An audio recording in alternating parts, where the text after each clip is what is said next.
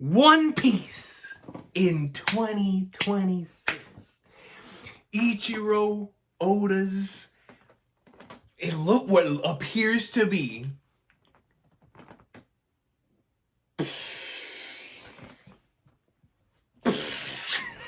our final quote-unquote adventure pre-Laughtale. Pre-Laughtale. And like I always say, I have to emphasize, not that we're getting to Laughtale, because I don't think we're going straight from Elbaf to Laughtale. There's going to be a detour. It's going to be something. I don't know if it's the moon. I don't know if it's Lodestar. On our way to Laughtale, something is going to interrupt. I don't know what it's going to be. But I strongly believe that is going to be the case. We're going to have a Jaya pre-Laughtale. So our final adventure, our final quote-unquote classic arc, climax, is about to take place here in the present time.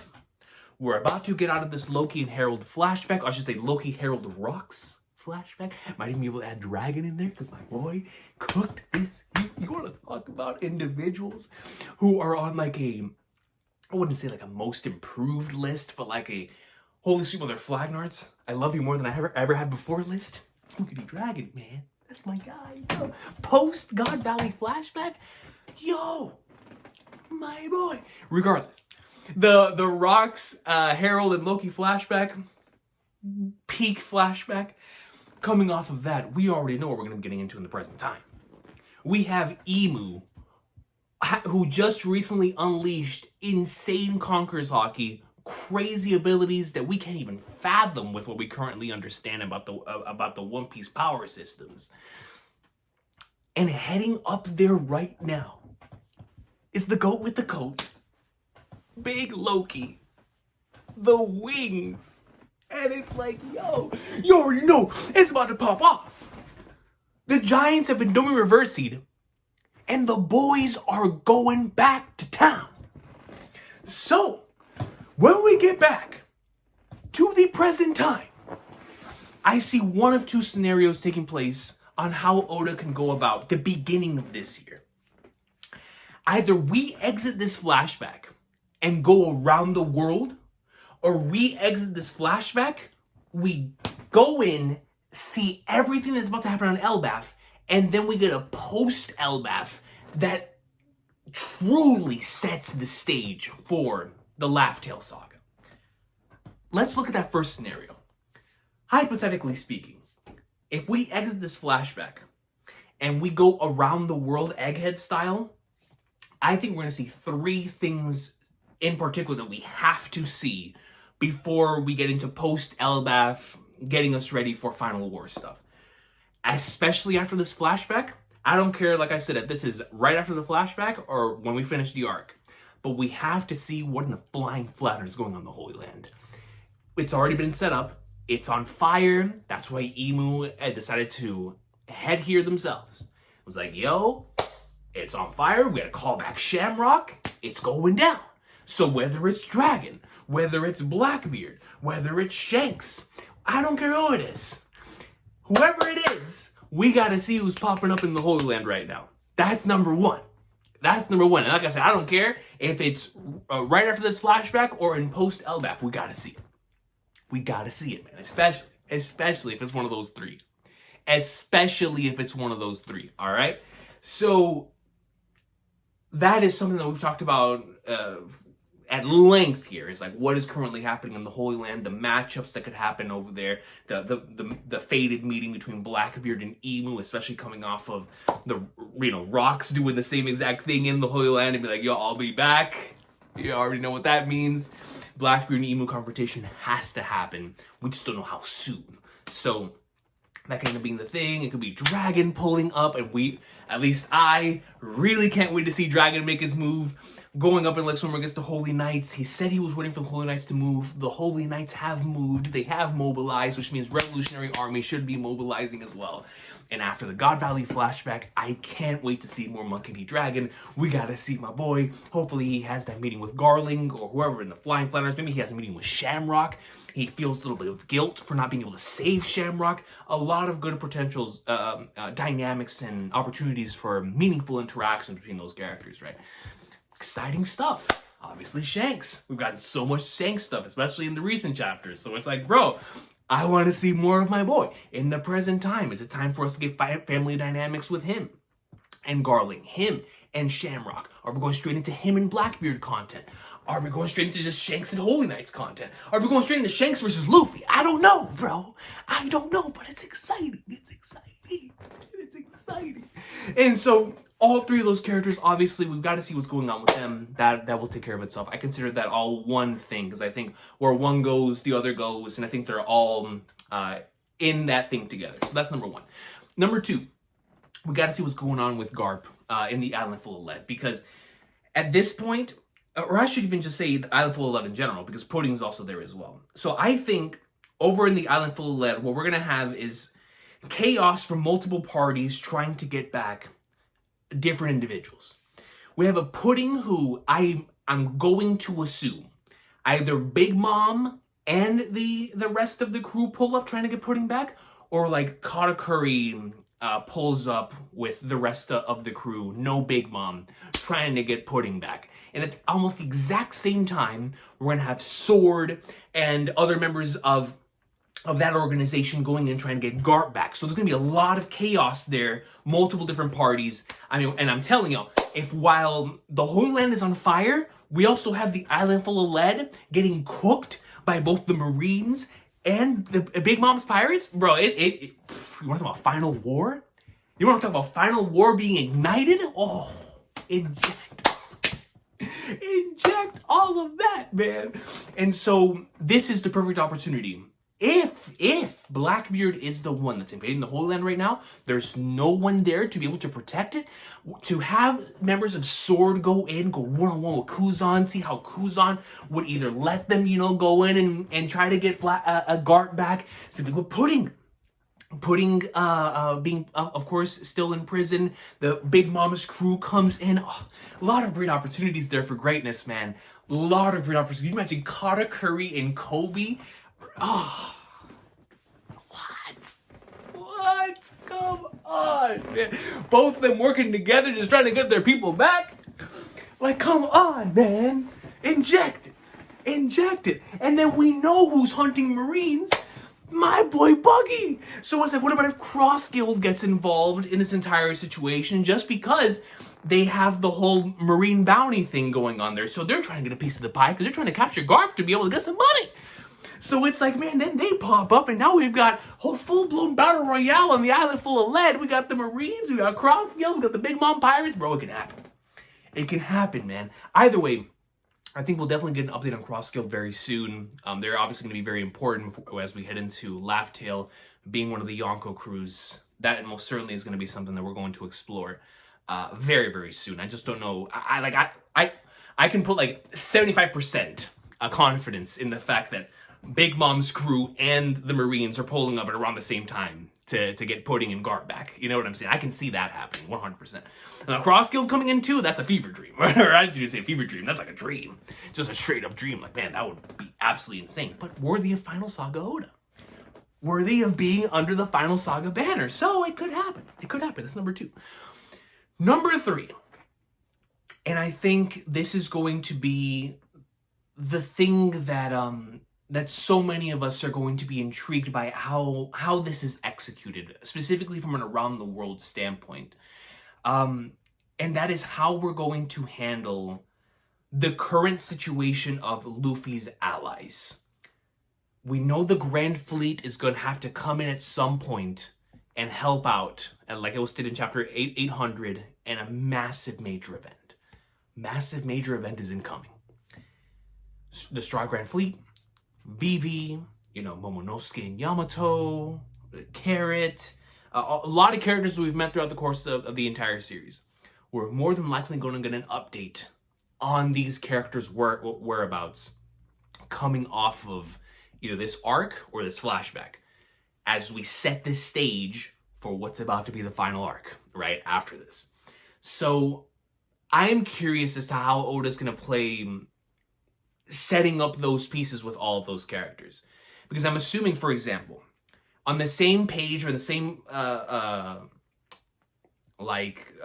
sequence of pages that we get Asabo I would expect we'll get a Vivi. Because at this point, there's already a connection between those two characters. We know they have to meet. So I would expect if we see Sabo going to point A, and we would also get Vivi going to point B, leaving us as the fan to be like, okay, so how do we get Sabo and Vivi to then connect, right? And stuff like that. Poseidon, Shirahoshi, obviously ancient weapons are gonna be a huge piece of this final saga. So Shirahoshi at this point in time, Fishman Island, somebody coming in and maybe this being the point where Fishman Island is about to get invaded, right? Post Elbaf, I'm assuming. I don't think that'll be right after the flashback. But post Elbaf, I can most certainly see that being the time where Fishman Island then starts being invaded. Same thing with like Momonosuke and a Yamato. Because Momonosuke is now connected to Pluton, that has its own play of maybe somebody coming in attempting to get that ancient weapon as well. So those major players are going to be all over the One Piece world, getting ready for what's about to take place. So I think we could get a Vegapunk's message style-esque chapter showing where all of those characters are if we do go around the world. And so those are the 3 around the world segments that I would expect to see, whether it be right after this flashback or in post Elbaf, that are going to connect us towards what happens next. Especially since Bartolomeo got wiped out, right, by Usopp. That is going to connect to what happens between Luffy and Shanks here in this final saga. It has to connect in some way, shape, or form. So whether that is what brings in the Grand Fleet, or the Grand Fleet gets brought in by, Laughtale, Grand Fleet gets brought in by Elbaf, I'm not sure. But we have to start seeing those seeds being planted, right? So that is my expectation for those 3 scenarios around the world. Now let's go back to Elbaf. I've been saying since this arc started, that Usopp's greatest moment is going to come when everything is at its most dire. And it feels like that moment is incoming. So, as I've been saying for a very long time, and I will continue to say so, I think Usopp's about to have his David versus Goliath moment. He will be the one, whether it's in front of Emu or whether it's in front of Dorian Broggie and the Giants, he will be the one responsible for canceling out the Domireverse for, at the very least, some of the Giants, like Dorian Broggie. I think Dorian Broggie will be the one specifically that he snaps out of Domireverse in some way, shape, or form. And it is going to be not only just a great moment for Usopp, but also a great opportunity for us to see how we can handle this Domireverse situation. So I think Usopp is going to have, potentially one of his greatest character moments this year. And I see it happening in a moment of solitude. Because what I think Oda has been setting up throughout the course of the entire series is Usopp shines brightest when he's by himself. So we're going to have a moment where, Luffy, Loki, Zoro, and Sanji get up there. Sanji and Summers, Zoro, they start boxing the Holy Knights. Luffy and Loki in front of Emu, they start doing their thing. So, and I'll get back to that in a second. But while all that's happening, Dorian Broggie and the rest of the Giants are going to be terrorizing stuff. So I think Usopp's going to be the leader of that, of taking care of the Giants. Because I think, I definitely take part in this party, is because of the Gear 5 thing, I've been thinking that Gear 5 is going to be the key to reversing Domireverse. But I think, especially after the Rania chapter, a more beautiful way of going about it, even though the Gear 5 thing, especially with the whole, how the citizens of Elbaf view Nika as like this mythological figure, that would still be a really cool thematic thing to explore if we get to that point. But the reason why I want to see the Usopp moment is because I think that fits just like the Rania chapter fit. Rania being this little girl who represents the warrior spirit of Elbaf and sort of like motivated the other individuals in Elbaf as well after that moment. I think Usopp is going to have that times 5, maybe times 50 when he has his moment. I think Usopp will be the closest to death's door that he's ever been. He will be getting mollywopped by the giants that are in that area. I mean, we're going to see him worse than when we saw him in Alabasta, right? But he is going to have his greatest moment coming out of there. I don't know if it'll be a power-up. I don't know if it'll be a moment of awakening.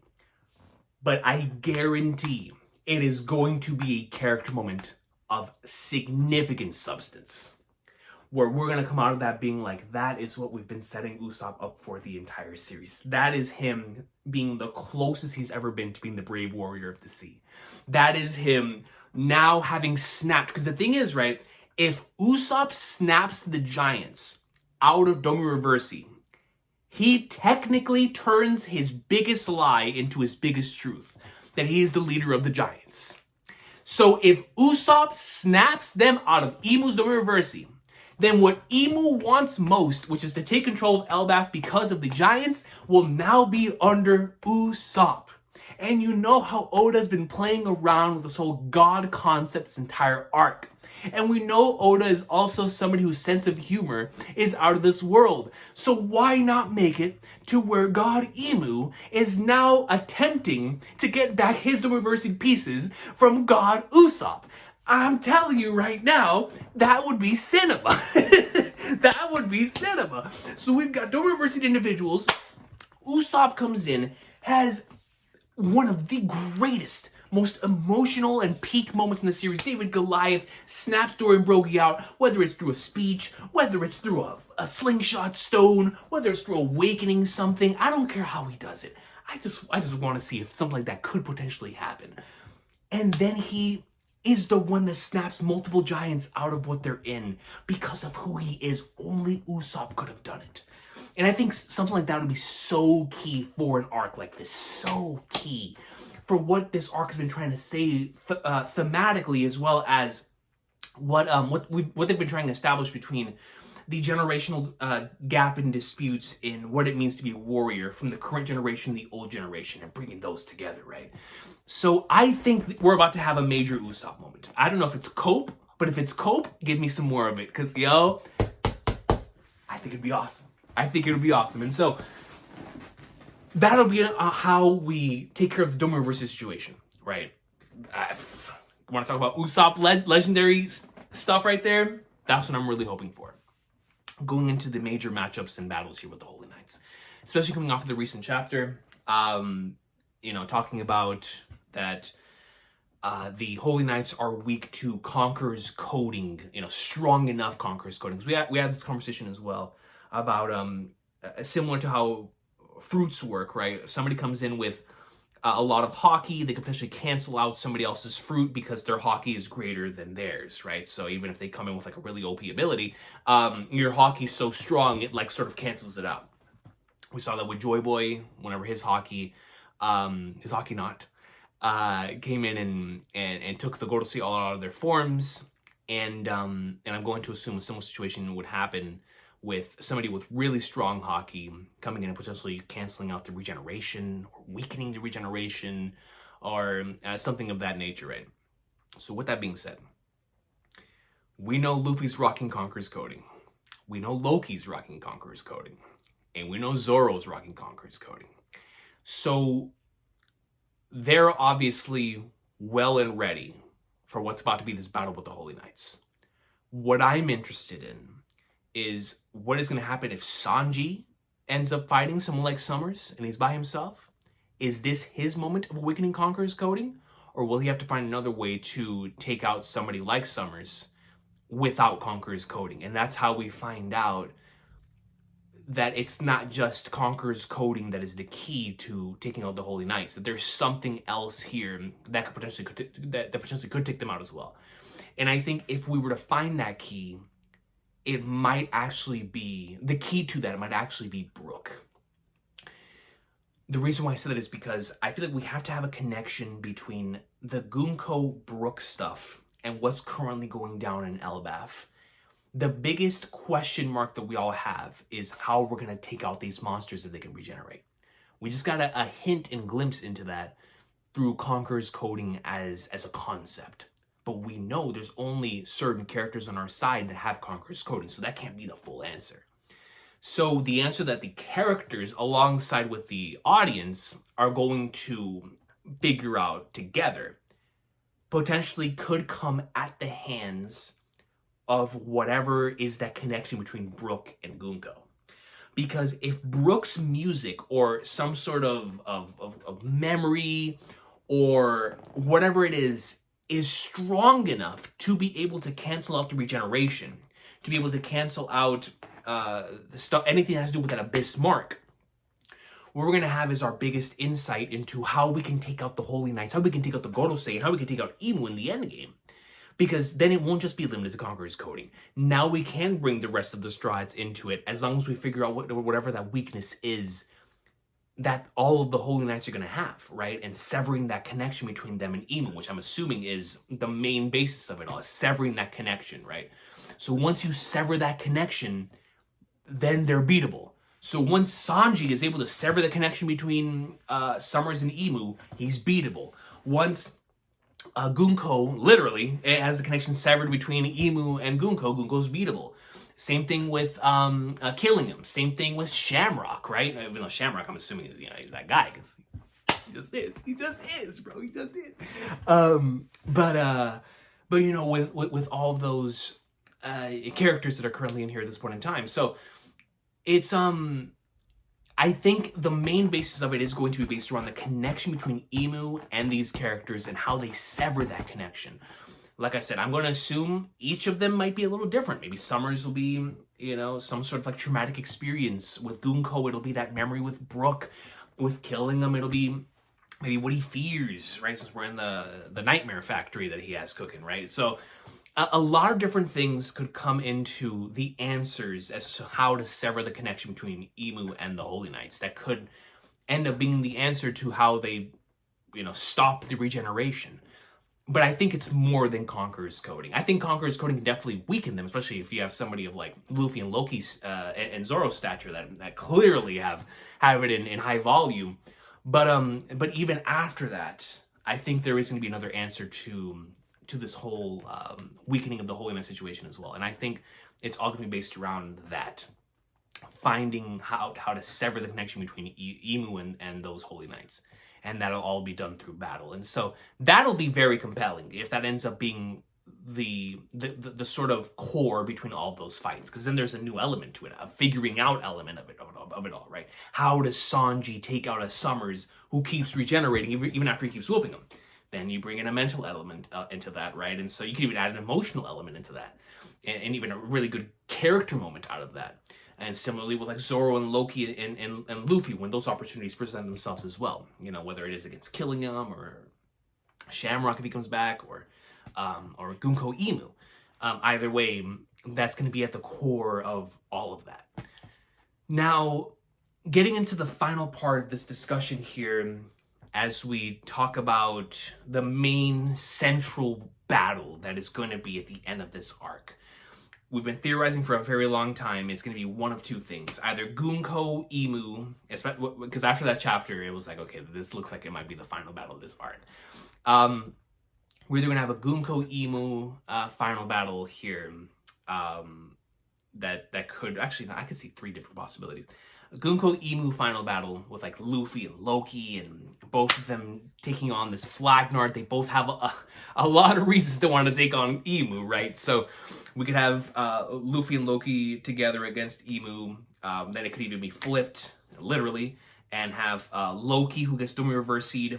And it just like both of his fathers were, right? We have Rox who was Domi Reverse Seed and then died. A Herald who was doing Reverse Seed and died. We could even have a Loki who gets doing Reverse Seed, makes that same decision. I would rather die than hurt the people that I love.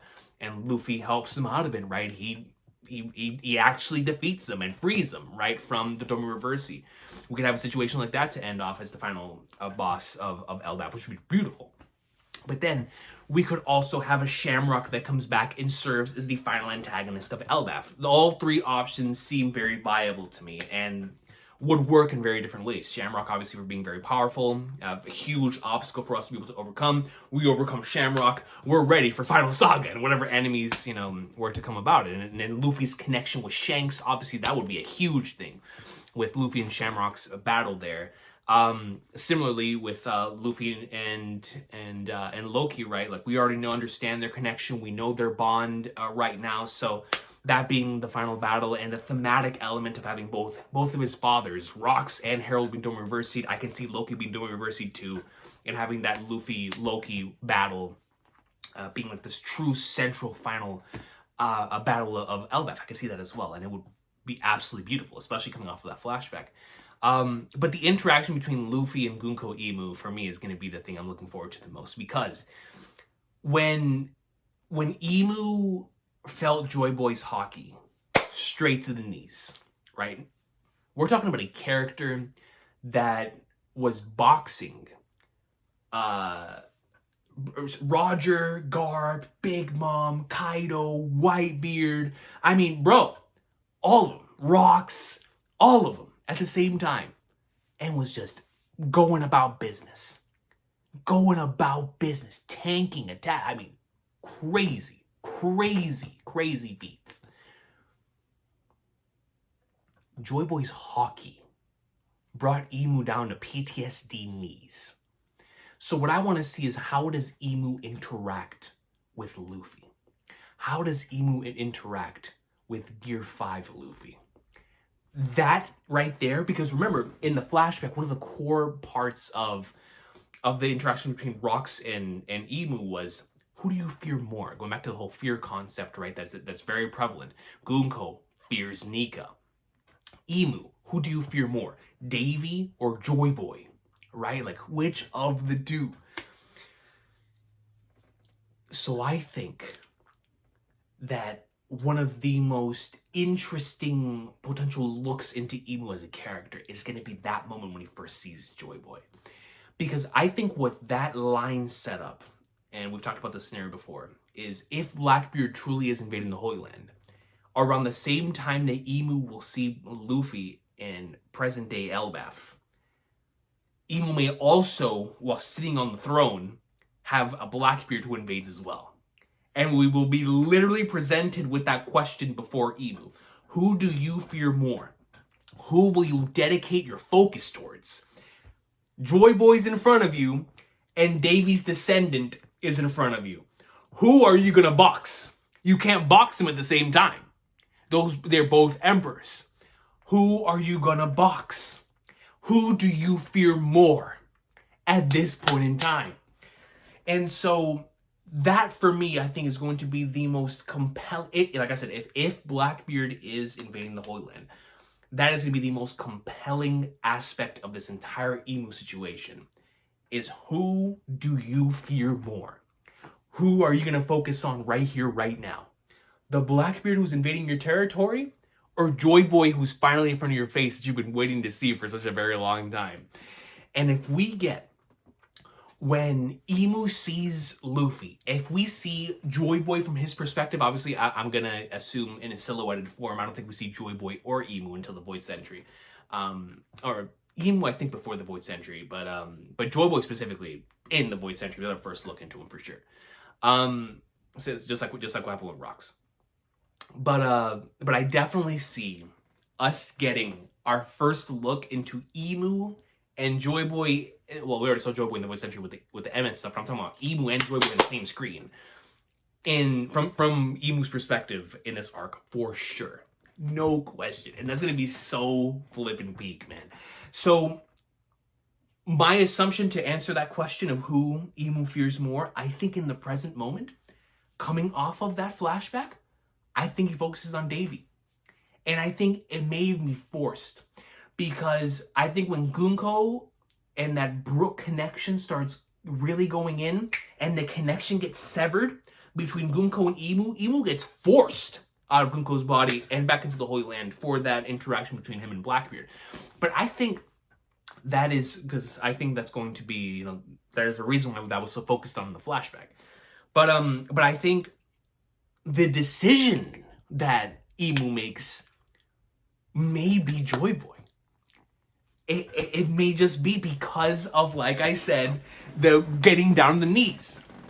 Getting down the knees. When he heard Davy Jones, right, and it was like, okay, immediately Rocks just pulled up on you, but because he said Davy, he's like, wait a minute, I gotta hear this brother out. You know, you saw Imu's face. And then Imu pulling up on God Valley, be like, hold on, man, I gotta take this man out. You know what I'm saying? This is a descendant of Davy. But Joy Boy had him on his knees. So I think the answer to that question is gonna be, yo, Luffy pulls up, he's like, hold up. I've been waiting for this for a very long time. Gets snapped out, gets sent back to the Holy Land, and now he's in front of Davy's descendant, and we have that interaction between those two there, right? But that is going to be so much fun, man. I really want that Luffy Emu, because that's going to be our first, especially since Emu's going to be, him and Blackbeard are both final antagonists, right? We've already had Luffy and Blackbeard's interactions with each other. I really want Luffy and Emu's first interaction with each other. I can't wait to see how that's going to happen, man. Really can't wait to see how we start playing with that dynamic. Right now, because it's already a really interesting dynamic as is, and they haven't even met yet. So that is going to be extremely exciting. And then to finish off my 2026 discussion here, I want to talk about some stuff that we were highlighting in the Jump Festa recap. And that is what Oda said about certain characters meeting up, and about how the Laughtale saga potentially is next, and the Man Marked by Flames. So I think that within this arc, we are going to get our very first real look into the world of 3,000 years ago. We already saw the 3,000-year-old laboratory, and we saw the biggest hint towards it in the mural, right? So I think coming off of the end of Elbaf, whether it's like Crag 2 was talking about in the last stream, about like the heaven and astral realm in Elbaf, how whatever's going to be there is going to be really key and huge for the overall lore of One Piece, which I 100% agree with. Like what in the Flying Flat Earth is up there. I think what's up there may have some connections to the old world for sure. Old world stuff that I think we have to see before we go into and see the Man Marked by Flames. And the reason why I say that is because I think the Man Marked by Flames has a ship that has technology from 3,000 years ago. I don't have any type of like manga context to back this up. This is just a crackpot theory. But I think the Man by Flames, being the last one to guard the final poneglyph, is going to have a connection to the Void Century, and now after the mural to also the old world. So I think the Man by Flames, maybe in knowledge, maybe in battle prowess, maybe in understanding of the overall world of One Piece, comes in and provides that for the Void Century aspect of it all. Protecting the poneglyph, which literally comes to the Void Century.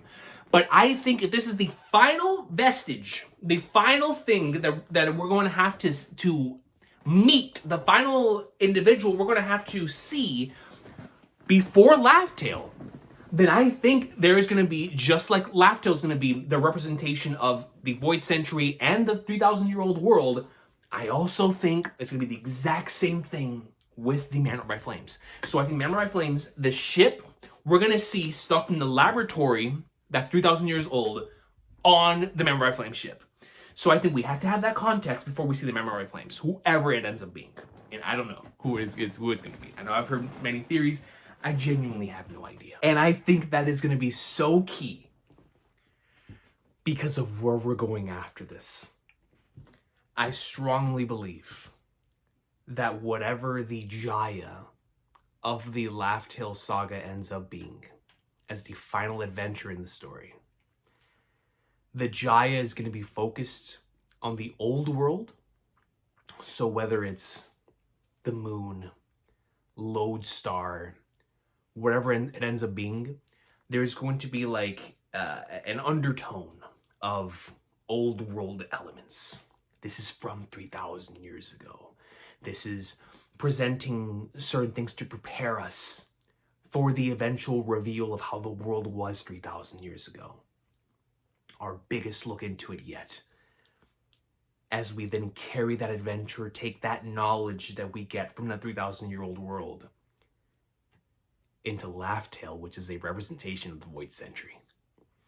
And then once we get to Laughtale and we have whatever happens there and this person meets this person and whatever it ends up going on, like I said in the Jump Festa recap, I'm down for anything, man. Y'all know how much I can't wait for Luffy meeting Shanks, how much I can't wait for Blackbeard and Emu, how much I can't wait for like Dragon and either Shamrock or Luffy or Garling. And there's so many interactions. There are going to be a ton of fun here that could be that this person meets this person, that it always does. But regardless of all of that, Laughtale is going to be focused on the world from 800 years ago in classic JRPG fashion. And I believe the old world will be represented by whatever the Jaya ends up being.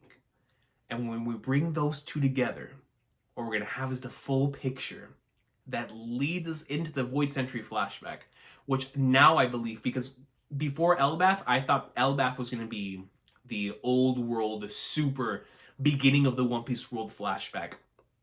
And then Laughtale would give us the Void Century.